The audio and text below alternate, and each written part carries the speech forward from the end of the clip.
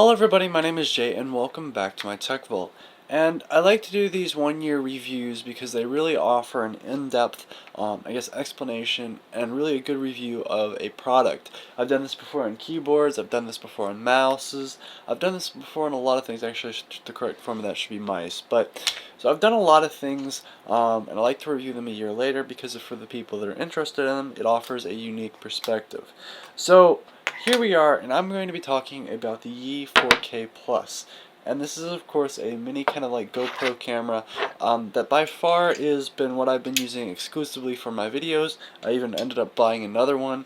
And I'm going to give you a review of all the pros and the bad sides to this camera, and if you should buy it for what you're doing. So first off, this is the camera. It's like a GoPro pretty much. It's about the same size. It costs a little bit less, and it does about 4K 60 FPS with no problem. And that's actually what I record my videos in. And I've used this for a year. Actually, I think it's been a slight bit more than a year.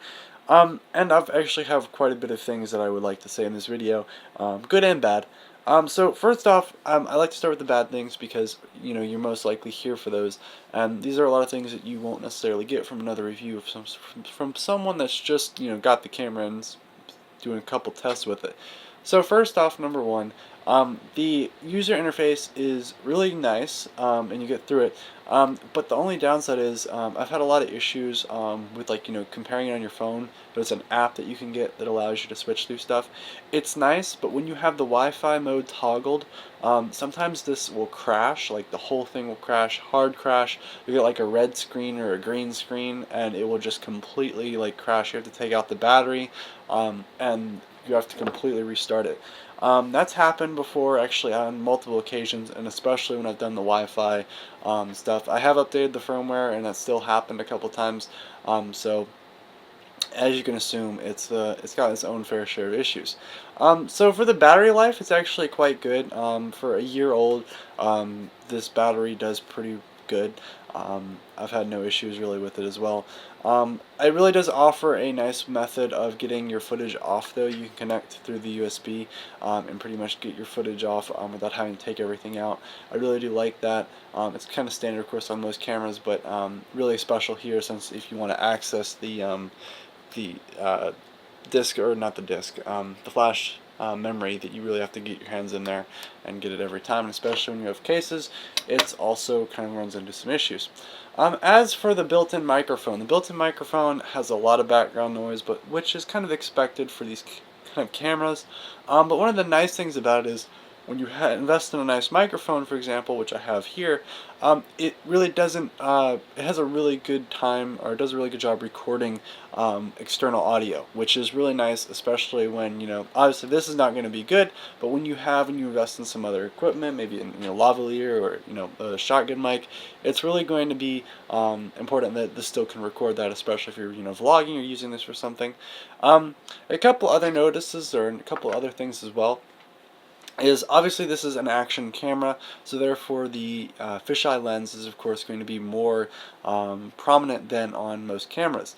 In this case, the fisheye lens has an option to be corrected all the way up to 4K 60 FPS, where it doesn't offer that option, and it's basically really weird and rounded and bezeled is the best way to describe it. You obviously should know what a fisheye lens is if you're watching this, or if not, look it up. And so these cameras have that, and especially when I'm recording kind of footage I do now, obviously you can see that this isn't really, I usually don't put, or I do a lot of effects and editing to make sure that the camera has the wide range, and kind of compensates for the fisheye, but rather, when I've done videos in the past, when I first started doing it, you can kind of see some of those videos where the fisheye is quite prominent. And so I use some of the Premiere editing effects to kind of cover that up. The camera does this automatically with what it's built in, which is what that option does. It still does offer some distorting around the edges, so you can see I put my hand up here. My hand looks quite large compared to what it usually does. It looks kind of distorted, and you can still kind of tell that. So that's one of the other bad things about this. In low light situations as well, you get a lot of static noise other than some other cameras, so just keep that in mind as well. But overall, for like how well it's held up, I believe this is the original camera that I got. Yeah, I'm using the second one now. As for the micro USB port, it's actually held up really nicely after probably something like almost over 1,000, maybe 2,000, individual plugins. It still ends up looking relatively decent. The screen on the back, I ended up putting a screen protector on. It really hasn't run into any issues though, so it's really good there. The lens is done good on the front as well. There's a lot of mods for this now. But yeah, honestly, I've really enjoyed this camera, but it's also been kind of it has its quirks, and you have to kind of stay within a certain range in the video if you don't want that distortion, I guess. But honestly, if I were to give it an overall, I personally bought another camera. It's a really cheap way to get 4K 60 FPS. Something I wanted in my videos just for the YouTube, little tag, or the YouTube, yeah, I guess tag. But it's something that I think the user interface is nice. It's majority touchscreen, and compared to GoPro that offers kind of the same thing, the quality is slightly better, which is why I ended up going for it. And obviously GoPro came out with something better now, so I'm not going to the GoPro 6. I think this was supposed to go with, or it might have been the GoPro 7.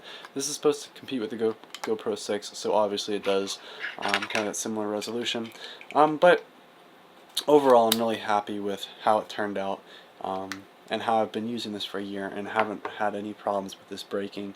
And I mean, I've been using this, it's heavy use. Like, this is not light use or semi-light use. This is almost everyday use, getting footage off of it, transferring, using it. We've got no burn-in on the little monitor or the screen back here, a long list of stuff. So I really would really appreciate the camera, but obviously it's got lower quality than some other like high-end models, but it is a really good deal for my personal opinion. So that's going to be my 1-year review of the E4K Plus little action camera. So thank you very much for watching. Hope you enjoyed, and if you did, of course, give the video a thumbs up. Thanks. Goodbye.